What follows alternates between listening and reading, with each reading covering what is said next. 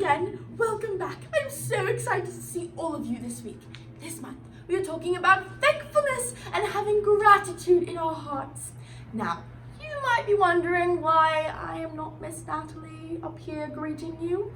Well, we decided to throw a surprise party for Miss Natalie to thank her for all that she does for us. So, I've asked a few of Miss Natalie's friends to come and help me surprise her.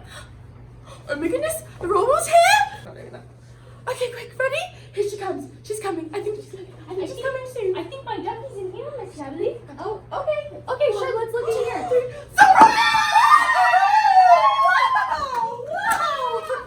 What's all We this? love you. What's all this for, guys? What are we doing? We are surprising you with a party to say thank you for everything you do for us. Wow. Yeah, Nat, you're the best. We just wanted to celebrate you so hard. You deserve it. We also thought it would be nice to just take a moment to have each of us say something that we love about you. Oh yes, let's do. I would like to go first. Thanks, guys. Miss Natalie, I love how you always care for people so deeply and you pause what you're doing to listen to the people around you. Is she so clear how much that you love people and you love Jesus? Yeah, Miss Natalie, I love how you lead people. Your heart is just so kind and it's just the best. You really have the love of the Father. Yeah. Wow, guys, I feel so loved and cared for by all of you. I'm so thankful for friends like you who show your thankfulness to me. This reminds me of our theme for the month, gratitude. Yes. Speaking of which, let's go do our verse, vision, and rule. So first, we're going to start with the vision of All People's Church. Are you ready? Do it with me. Get rocked, get real, and give it away. All right, you ready? We're going to do it again like ninjas. Again, ready? Get rocked, get real, give it away. There you go, guys. Way to go. You know the vision. All right, now it's time for our one rule in the class. It's our one very important rule about respect. So remember, it's I will respect others with my words, my actions, and my attitudes. That's right, guys. That's how you stay groovy, is you respect each other. And lastly, our memory verse for this month is give thanks to the Lord because he is good. His faithful love continues forever. Psalm 136 verse 1. We're going to do it one more time, okay, guys? Give thanks to the Lord because he is good. His faithful love continues forever. Psalm 136 verse 1. Way to go, guys. In order to celebrate Miss Natalie today, we have a fun party-themed game. Are you ready to get down and boogie? Our first game is freeze dancing. Okay, all right. In case you didn't know the rules, here they are. You got to dance, dance, dance when the music is going. But as soon as the music stops, you have to stop too. If you keep dancing after the music stops, you're out. But here's a catch. If you're not dancing when the music is going, you are also out. So you have to dance. Let's get this party started. All right. Let's do it.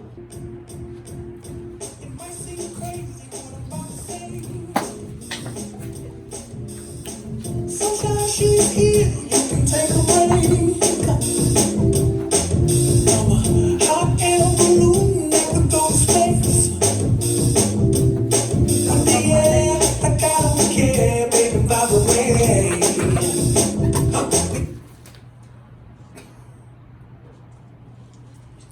Wow, how did you do? Did you stop when it stopped? All right, get ready to go. Clap along if you feel like a room without a roof. Clap along if you feel like happiness is the truth. Because I'm happy. Clap along if you know what happiness Great job. Keep going. is to you. Because I'm happy.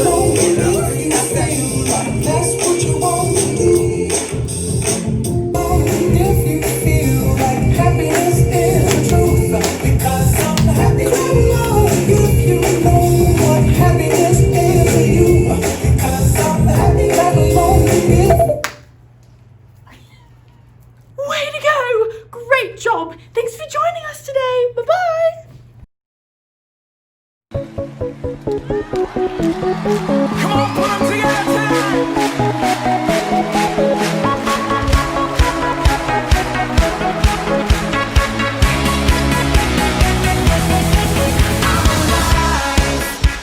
Jesus gave me life.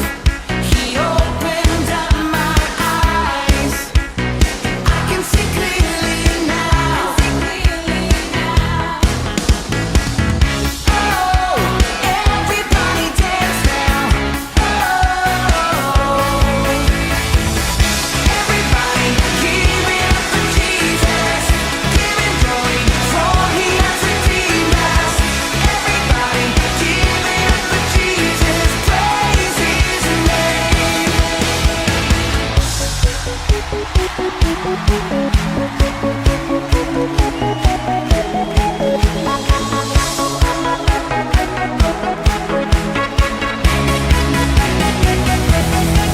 My desire is to lift you higher. It's only burning brighter. This passion inside of me. Oh, everybody dance now. Oh, everybody give it up for Jesus. Give him glory, for he has redeemed us. Everybody give it up for Jesus. Praise his name. Everybody give it up for Jesus. Give him glory, for he has redeemed us. Everybody give it up for Jesus. Praise his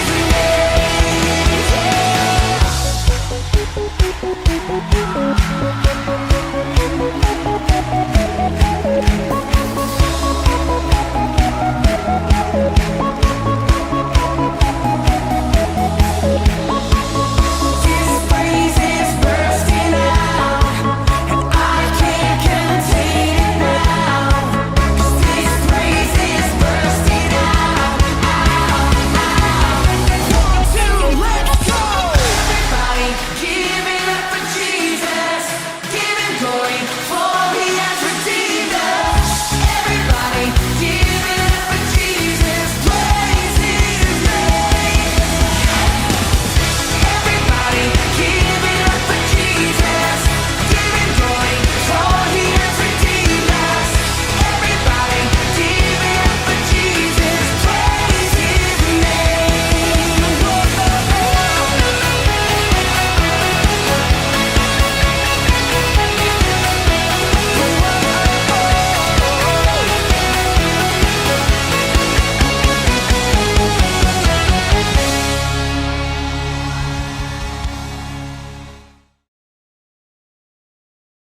Hey friends, I have to say, teaching you all from the Bible is one of my favorite things to do.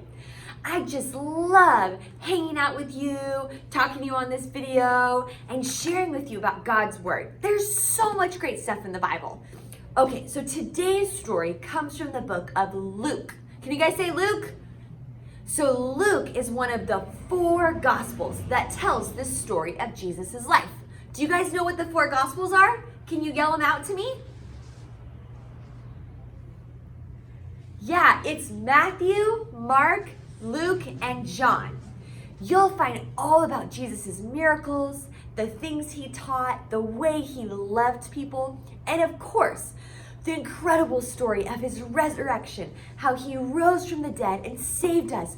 So Luke, the guy who wrote Luke, his name is Luke. So he actually never met Jesus, but he was really good friends with Jesus's friends. So Luke was a doctor. He was very smart and very curious, and he included lots of important details. So today, we're looking at Luke 17, and this story shows us something really important about gratitude. So this story is about 10 men who were very, very sick. But before I get started, I just wanted to tell you guys how grateful I am for you, and I want your help today. So on the screen, there's going to be some words that pop up, and you have to either say or do what they say. Okay, let's give it a try. Are you ready? So if the sign comes up and it's clapping hands, asking for a round of applause like this. I want to hear you guys clap nice and loud. Awesome job. So now, I know it might get a little silly while you're clapping or yelling something, so as soon as the slide comes off the screen, I want you to stop making that noise or stop clapping, okay? But don't worry, you'll have lots of time to do it today in the story. So, let's dive in. Now, Jesus was traveling to Jerusalem, but it doesn't say how he was traveling. Maybe he rode on an animal. So, can you guys help me right now? I want you to make out whatever sound this animal makes.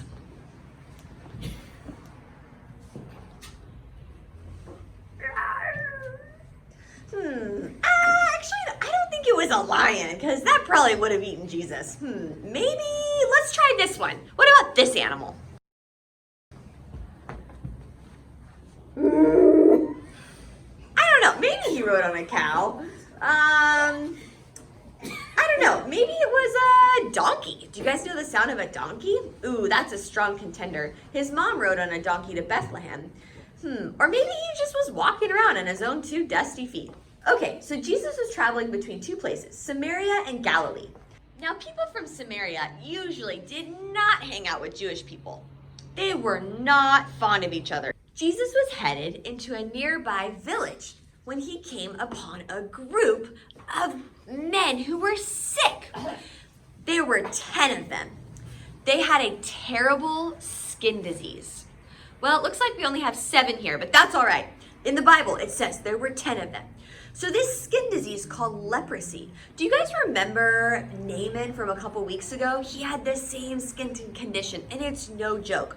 Other people didn't want to get this skin disease, so these poor men had to live far away from the town. Healthy people would just walk right past them and keep their distance. Kind of like when someone has COVID nowadays, everyone stays far away from them. But this was their whole lives. But not Jesus. He stopped when they called out to him. Jesus! Jesus! Have mercy! I will. Maybe they recognized him from somewhere, or maybe they had heard that he was there. But when they called out to him, he turned around and came to them. They asked Jesus to have pity on them. Have pity on us! Remember, these men had been completely pushed out of town because of their disease. And wouldn't you know it, one of the 10 was a Samaritan. Jesus, have mercy on me, even though I'm a Samaritan. So if you guys remember, Jesus was Jewish. He wasn't supposed to hang out with Samaritans, let alone anyone with a horrible skin disease. Any normal person would have expected Jesus to keep his distance from these men, especially a Samaritan. But Jesus stopped. He had pity on them. He said to them, he said, "Go and show yourselves to the priests." Go and show yourselves to the priest. Huh? What does that mean? So these men were asking Jesus to help them, and he told them to go see the priest? That must have been a little bit confusing. Back in Jesus' time, the priests did more than just preach and understand God's law. They were in charge of declaring people clean or unclean, kind of like a health inspector. Now, these men had probably already seen the priests. In fact, the priests were the ones that probably told them to leave town in the first place so that no one would get their disease. But now Jesus was telling them to go back? You see, Jesus had a plan. So the men traveled to see the priests. And at some point along the way, something happened. The Bible says that while they were on the way, they were healed.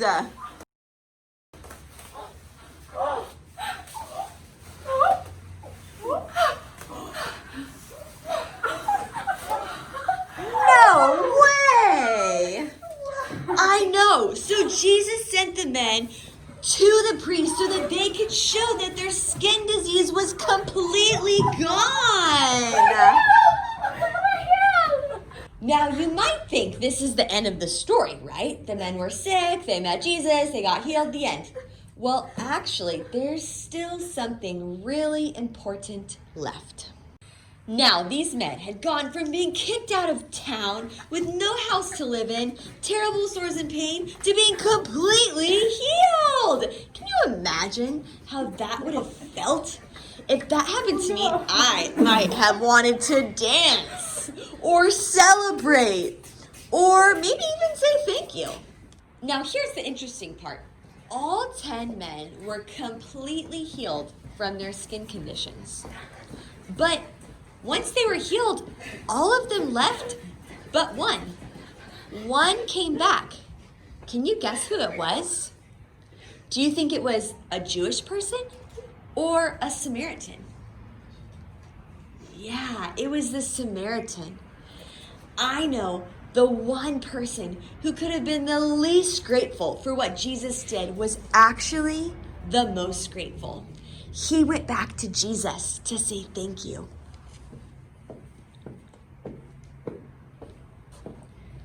My Lord, thank you so much for healing me and having mercy. You're welcome. Jesus asked, weren't all 10 healed? Where are the other 9? Yeah, wasn't there 10 people that I healed? Where are the other 9? My Lord, they're off celebrating. Only I have returned. Then, maybe in a louder voice so that others could hear him, Jesus asked again, didn't anyone else return and give praise to God except this outsider? Didn't anyone else return to give praise to God except for this outsider? It's only I, Jesus. Wow, Jesus told the Samaritan, and it says in the Bible that Jesus looked at him and said, get up and go, your faith has healed you. Get up and go. Your faith has healed you. Thank you.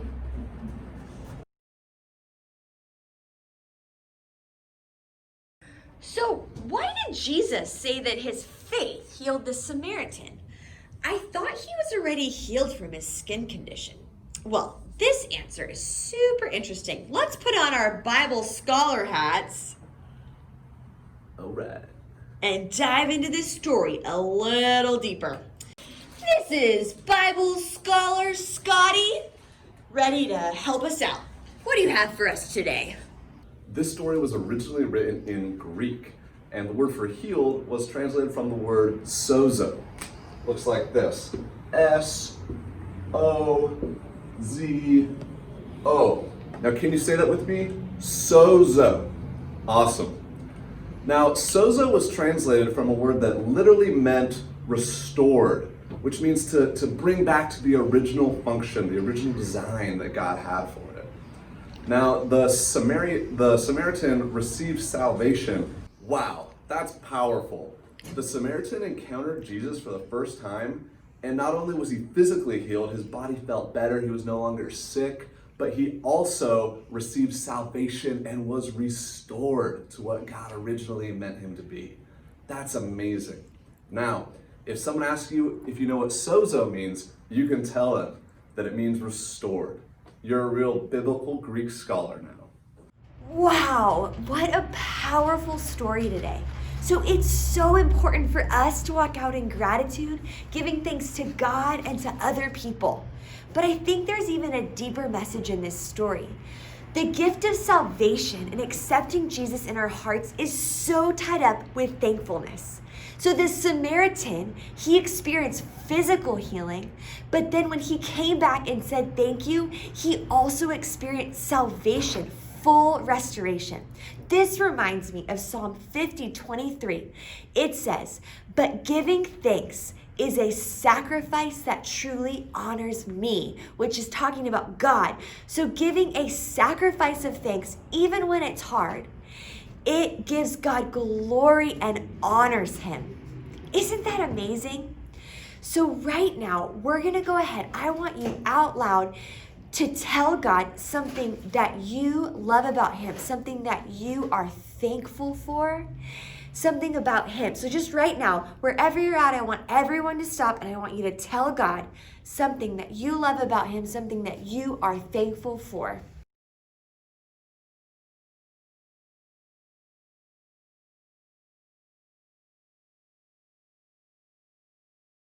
All right, way to go. So now, do you guys remember earlier when my friends, they told me all that they were grateful about me? That was so kind of them and I felt so loved.